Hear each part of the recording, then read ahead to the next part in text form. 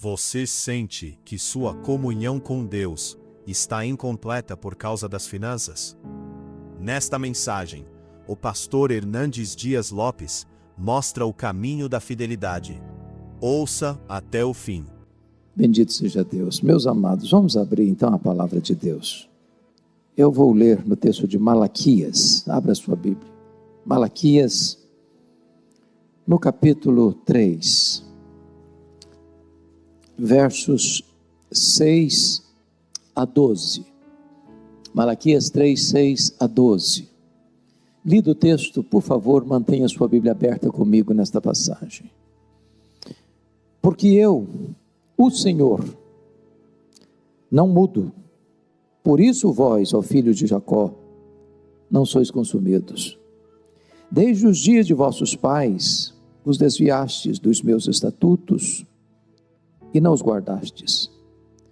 Tornai-vos para mim, e eu me tornarei para vós outros, diz o Senhor dos Exércitos. Mas vós dizeis, em que havemos de tornar? Roubará o homem a Deus? Todavia vós me roubais, e dizeis, em que te roubamos? Nos dízimos e nas ofertas. Com maldição sois amaldiçoados, porque a mim me roubais, vós a nação toda. Trazei todos os dízimos à casa do tesouro, para que haja mantimento na minha casa. E provai-me nisto, diz o Senhor dos Exércitos, se eu não vos abrir as janelas do céu, e não derramar sobre vós bênção sem medida. Por vossa causa, repreenderei o devorador, para que não vos consuma o fruto da terra. A vossa vide no campo não será estéril, diz o Senhor dos Exércitos. Todas as nações vos chamarão felizes, porque vós sereis uma terra deleitosa, diz o Senhor dos Exércitos. Amém. Meus amados, o profeta Malaquias é o último profeta do Velho Testamento. Ele escreve para a segunda geração que voltou do cativeiro da Babilônia. Aquela primeira geração que voltou, cheio de sonhos e de ideais, já havia morrido. A nova geração, que já estava agora na terra da promessa de volta, se afastou de Deus.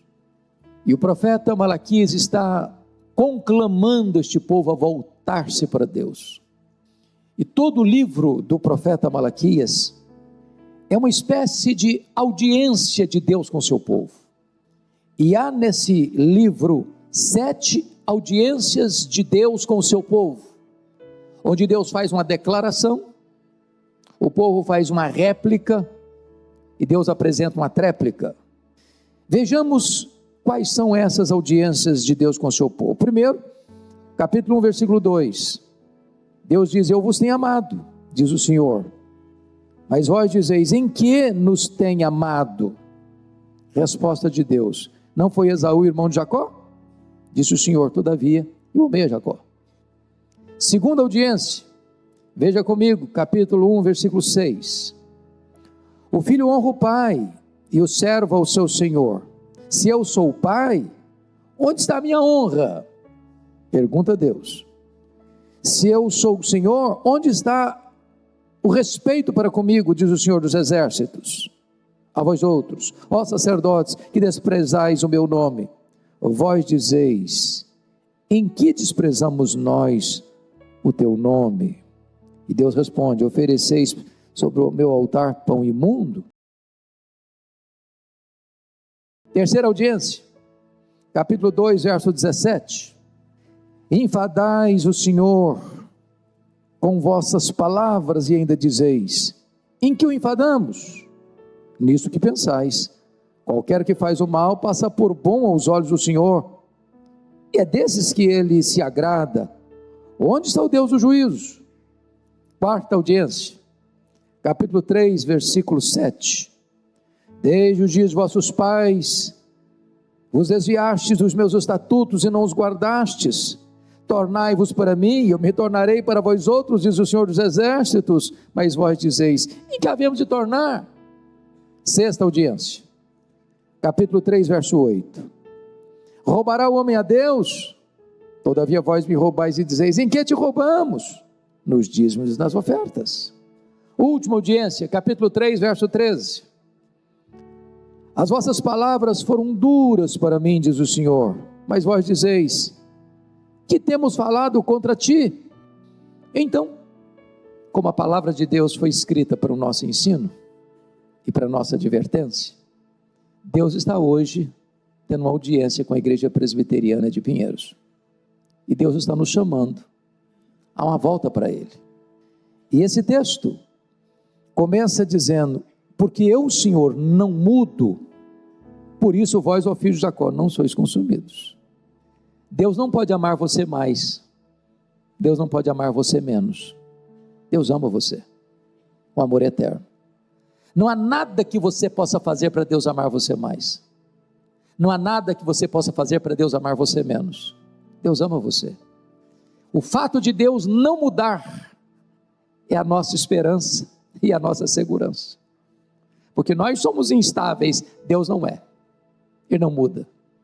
Agora Deus está fazendo uma convocação ao povo no verso 7, desde os dias de vossos pais vos desviastes dos meus estatutos. Nós temos um coração rebelde, inconstante, e a nossa tendência natural é nos afastarmos.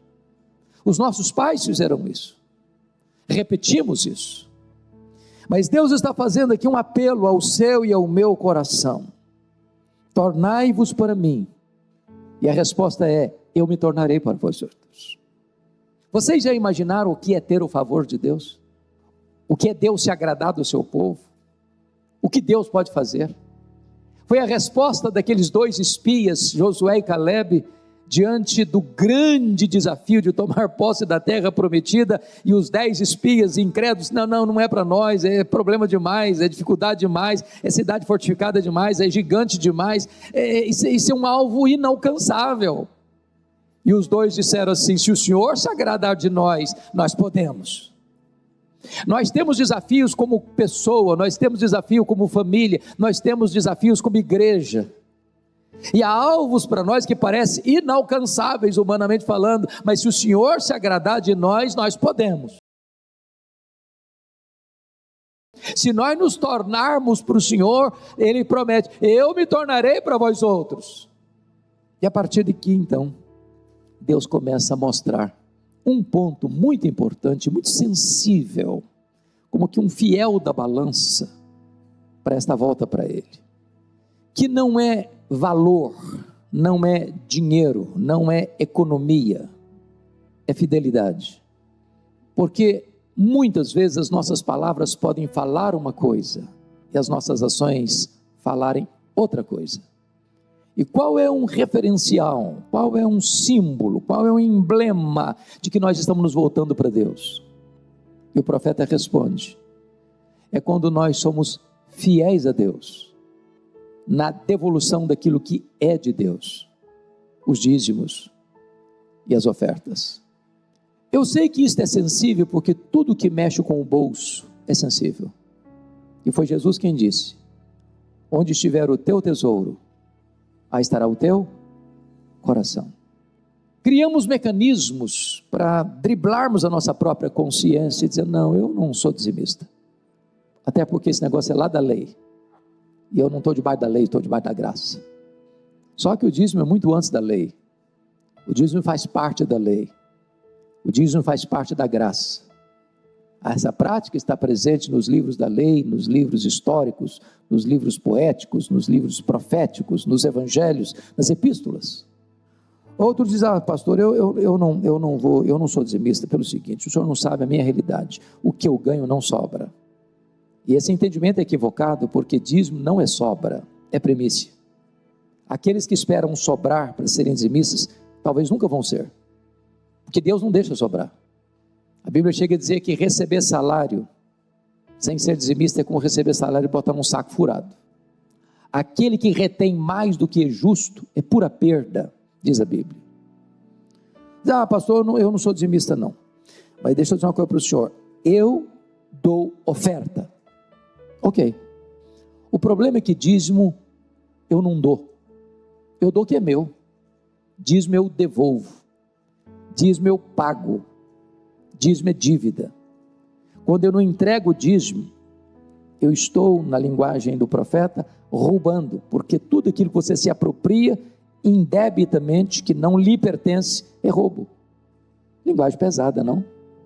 Mas Deus não amacia, Deus não passa pano. É melhor, quem escutou o sermão das 8, depois pode escutar, é melhor você ser confrontado pela palavra, do que você amaciar a palavra quando Deus não está amaciando. Deus fere, e Deus fecha a ferida. Outro diz, olha pastor, eu sou dizimista, mas o negócio é o seguinte, eu administro o meu dízimo, eu mando para onde eu quero, para o lugar que eu quero. E eu queria hoje então, à luz desse texto, tratar com vocês de como é que a gente faz. E eu, por uma questão pedagógica, para facilitar o aprendizado e reter o ensino, eu vou usar 3 letras P's: perigos, prejuízos, promessas. Você pode repetir essas 3 palavras comigo? Perigos, prejuízos, promessas. Quais são os perigos em relação à prática do dízimo? Primeiro perigo, notem comigo, versículo 8, é reter o dízimo. Roubará o homem a Deus? Todavia vós me roubais, vós a nação toda. É curioso que na língua portuguesa nós temos também palavras diferentes, porque quando você fala em roubar ou furtar, há uma diferença entre assaltar. No grego nós tínhamos 2 palavras, a palavra kleptes e a palavra lestes. O kleptes, de onde vem a palavra cleptomaníaco, era a palavra usada para o Judas Iscariotes, que roubava da bolsa, sem ninguém ver, é o batedor de carteira. O lestes é o assaltante, a palavra usada para Barrabás, ele era um assaltante, tomava a mão armada. A palavra no hebraico, roubará o homem a Deus, não é kleptes, traduzido na Septuaginta, é lestes. Quando o homem retém o dízimo, é como se ele estivesse tomando à força, a mão armada, deliberada e conscientemente, aquilo que não lhe pertence, pertence a Deus, porque o dízimo é santo ao Senhor. Reter o dízimo é um grande perigo. Segundo perigo, é subtrair o dízimo. Olha comigo o verso 10, trazei todos os dízimos. O que é subtrair o dízimo? É de entregar parte, afirmando que está entregando tudo. E a palavra dízimo não deixa dúvida, a palavra dízimo, tanto no hebraico quanto no grego, quanto no português, significa 10%. Tem igreja aí botando faixa na frente do templo, dizendo, nós estamos dando um desconto no dízimo. Não, a igreja não tem autoridade para mudar a palavra de Deus. E achar que Deus não sabe conta também é um equívoco. A pessoa está lá preenchendo o cheque ou fazendo o depósito do dízimo e coloca um valor inferior como se Deus não soubesse. E ele nem está sabendo que tudo que tem lá na conta é de Deus.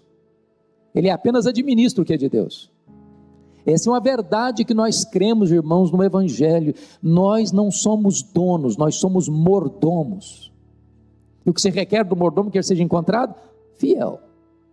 Então, quando eu retenho parte, passando a ideia de que eu estou fazendo tudo, ou sendo fiel, eu estou subtraindo.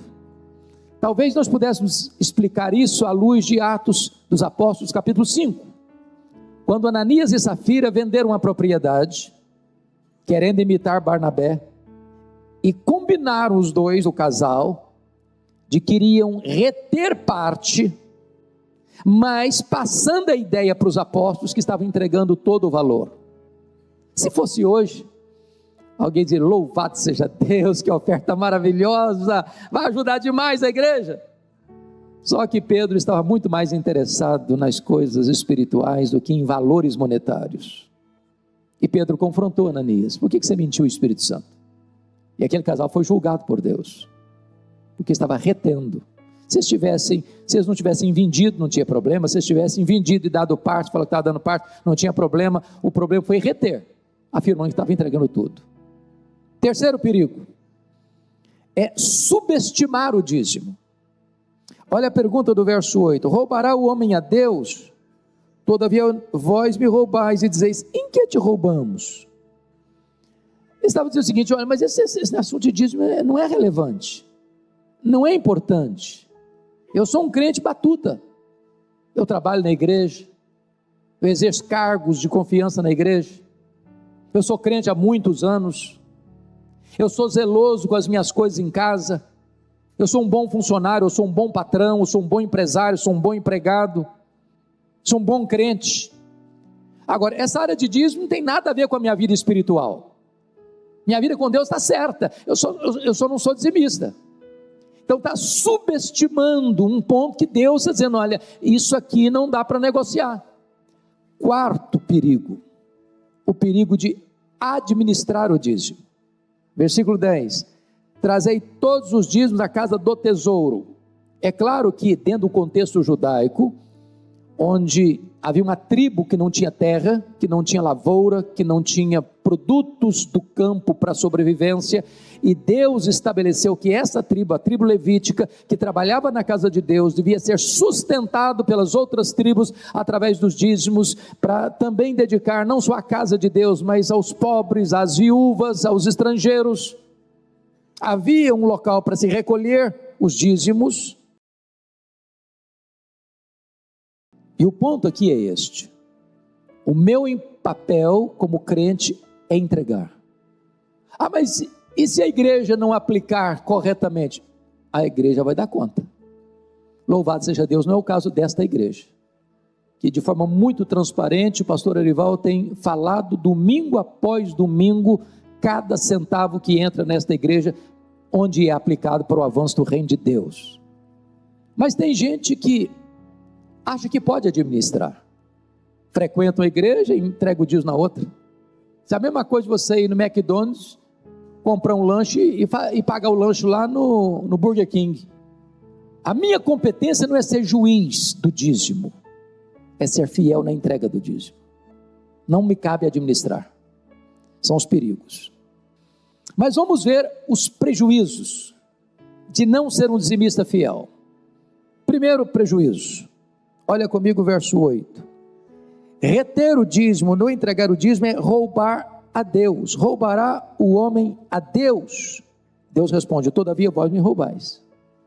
Eu estou me apropriando de algo que não é meu, que é santo ao Senhor, que é separado ao Senhor, que o próprio Deus estabeleceu em sua palavra. Então, quando eu retenho, eu estou tomando do seu legítimo dono. Veja bem, meus irmãos, a igreja é de Deus, e Deus não precisa nem de ouro nem de prata, Ele é o dono do ouro e da prata. Como Deus não precisava da árvore lá no jardim, Ele precisava da fidelidade do Adão. Como Deus não precisava do sacrifício de Isaac, Ele precisava da obediência e fidelidade de Abraão. Deus estabeleceu o dízimo para dizer o seguinte: a igreja não precisa viver de esmola, a igreja não precisa fazer canjicada, churrascada, livro de ouro para arrecadar dinheiro. Deus estabeleceu um método para que a igreja seja sustentada, são os dízimos e as ofertas, de forma legítima, para que o reino avance. Mas em segundo lugar, quando eu retenho o dízimo, não só roubo a Deus, eu roubo a mim mesmo. Olha o verso 9: com maldição sois amaldiçoados, porque a mim me roubais, vós a nação toda. Olha o verso 11: por vossa causa repreenderei o devorador. Então note você que Deus é o Deus que abençoa, Deus é o Deus que traz maldição em virtude da desobediência. Quando eu atraio maldição em vez de bênção, eu estou roubando a mim mesmo, eu estou fazendo a escolha errada e sofrendo as consequências. Porque uma mente materialista, não governada pela palavra de Deus, uma mente que não é espiritual, ele começa a fazer cálculo. E no cálculo da calculadorazinha lá da matemática, nunca 90% é mais que 100%. Ora, se eu do bolo de 100% tiro 10 e entrego, eu fico com 90%. E a pessoa pensa: bom, mas eu fiquei com 90%, eu estou no prejuízo, eu vou ficar com 100%. Agora, 90% com a bênção de Deus é muito melhor que 100% sob a maldição de Deus. Irmãos, o problema do não dizimista é que é contra dízimo é quem não é dizimista, porque eu não conheço nenhum dizimista que diz, eu estou me arrependendo de ser dizimista. Não valeu a pena ser dizimista. Quem é, não se arrepende. Quem é, sabe da bênção que é. Quem é, sabe que a bênção de Deus flui através da fidelidade e da obediência. Então, quando você deixa de ser um dizimista fiel, você está roubando a você mesmo, você está deixando de receber a bênção que estava destinada sobre a sua vida, sobre a sua casa, sobre a sua família, sobre a sua saúde, sobre os seus negócios, e privando você mesmo desse privilégio. Terceiro prejuízo: primeiro, rouba a Deus; segundo, rouba você mesmo; terceiro, rouba os outros. Olha o verso de número 12 comigo. Todas as nações vos chamarão felizes, porque vós sereis uma terra deleitosa, diz o Senhor dos Exércitos. Ou seja, Deus está dizendo que se o povo dele for fiel a ele, na mordomia e na administração dos bens que Deus mesmo dá, esse povo vai ser considerado pelas nações um povo feliz, um povo bem-aventurado, um povo que progride, um povo que cresce, um povo que prospera, um povo que avança, um povo que conquista, um povo abençoado. Então, quando eu retenho o dízimo, as nações olham para mim, me veem uma pessoa problemática, em vez de ser uma pessoa abençoada. Eu estou privando os outros de olharem para mim e serem encorajadas pelo meu testemunho de fidelidade a Deus. Bom, mas vamos então ao terceiro ponto. Primeiro é perigos, segundo é prejuízos, terceiro tem promessas. Quais são as promessas de Deus para aqueles que são fiéis? Primeira promessa, versículo 10, olha comigo. Provai-me nisto, diz o Senhor dos Exércitos, se eu não vos abrir as janelas do céu. Quem abre as janelas do céu? Deus. É uma janelinha? Não, são as janelas. Janelas dos céus. Você acha que Deus tem bênção para dar? Deus é abençoador? Deus pode abençoar mais? Ele tem mais para dar? Isso é uma palavra, irmãos, espiritual. Deus está falando aqui de barganha com Ele, que Deus precisa ser subornado com as minhas ofertas para me abençoar. Mas Ele que é Deus, que não muda, está dizendo o seguinte: olha, se você for fiel a mim, eu vou abrir as janelas dos céus sobre a sua vida, sobre a sua casa, sobre a sua família. Você acha que Deus é confiável? Vale a pena confiar em Deus? As promessas dele são fiéis e verdadeiras? Ele cumpre a sua palavra? Então, segunda bênção, segunda promessa, no versículo 10, ele vai dizer não apenas que vai abrir as janelas dos céus, mas ele diz que vai derramar sobre vós bênção sem medida. Sabe o que é bênção sem medida? Não dá para calcular. Você que está em Cristo já é abençoado com toda a sorte de bênção em Cristo Jesus nas regiões celestes. E Deus está prometendo a você que já é abençoado, que Ele vai derramar sobre a sua vida bênção sem medida. E tem gente que diz, não pastor, mas eu conheço crente que não é dizimista e é muito próspero financeiramente, e eu conheço crente que é dizimista e passa um perrengue. Acontece que, bênçãos irmãos, nós não somos partidários da teologia da prosperidade. Nós entendemos que Deus abençoa com riqueza, riquezas e glórias vêm de ti, é Deus quem fortalece as nossas mãos para adquirirmos riquezas. A riqueza é fruto da bênção de Deus e do trabalho honesto, mas as bênçãos de Deus não se limitam apenas a coisas materiais. Você acha que o apóstolo Paulo era um homem abençoado? Acha? Pois ele era pobre. Você acha que o apóstolo Pedro era um homem abençoado? Ele disse para o paralítico lá do templo, eu não tenho ouro, eu não tenho prata, mas o que eu tenho, isso eu te dou. Em nome do Senhor Jesus, o Nazareno levanta e anda. E o camarada se levantou e andou. Você conhece gente rica que vive uma vida miserável? John Rockefeller, o primeiro bilionário do mundo, diz que o homem mais pobre que ele conhecia era um homem que só tinha dinheiro. Então a bênção, irmãos, sem medida, não é só coisas materiais não. Essa geração nossa materialista, consumista, hedonista, que só pensa em dinheiro, que dá tudo por dinheiro, que vive por dinheiro, que morre por dinheiro, que trabalha por dinheiro, que não descansa por causa do dinheiro, que não respira porque só pensa em dinheiro, só pensa nas coisas materiais, não entende essa linguagem bíblica de bênção sem medida. É a bênção da alegria, é a bênção da paz, é a bênção da prosperidade na riqueza ou na pobreza, porque tem pobre próspero e tem rico miserável, e Deus vai derramar bênçãos sem medida. Terceira bênção, versículo 11: devorador repreendido, por vossa causa repreenderei o devorador. Então tem muitos devoradores, que você retém, e o devorador come, você não entrega e gasta com outra coisa, no final a conta não fecha, porque você deixou de entender e de obedecer um princípio espiritual, de fidelidade a Deus. Deus vai fechar a boca do devorador, Deus vai proteger você. Mas eu quero concluir, na última promessa, é felicidade abundante, versículo 12, todas as nações vos chamarão felizes, porque vós sereis uma terra deleitosa, diz o Senhor dos exércitos. Você quer uma coisa mais gostosa e preciosa do que felicidade? Você chega perto da pessoa, ela é um poço de alegria, ela está feliz, é igual Paulo e Silas, estão apanhando chicote nas costas deles, ensanguentados, presos, estão felizes. Os apóstolos estão sendo presos, acuados, perseguidos, e eles saem da cadeia felizes, pelo privilégio de sofrer pelo nome de Jesus.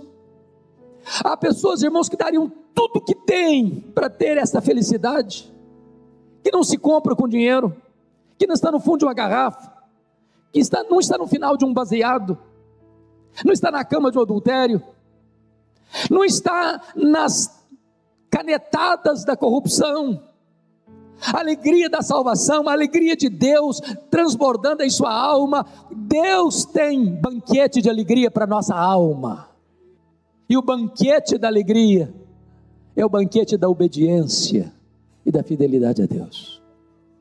Me permita concluir com o versículo 10, e eu acho isso aqui extraordinário. Deus está dizendo no verso 10 assim: provai-me nisto, diz o Senhor dos exércitos. Eu não vou fazer uma pergunta aqui para constranger você. Se você é dizimista, responda no seu coração. Mas Deus está falando para você agora. Você está com dúvida? Você está com medo? Você está inseguro? Deus está dizendo para você: faça a prova. Faça uma prova de Deus. Se você acha que Deus é digno de confiança, faça uma prova com Ele. Você acha que Deus vai decepcionar você? Vai enganar você? Vai fazer uma promessa que Ele não tem poder para cumprir? Faça a prova dEle. E eu não tenho dúvida de que no momento que você fizer prova de Deus nessa área do dízimo, você nunca mais vai deixar de sê-lo. Porque Deus não é sádico, Deus não é alguém que quer oprimir você. Não. Deus tem bênção para lhe dar. Bênção sem medida. Você não é o que você escuta, você não é o que você lê, você não é o que você fala, você não é o que você promete, você é o que você faz. E a palavra de Deus requer de nós uma resposta.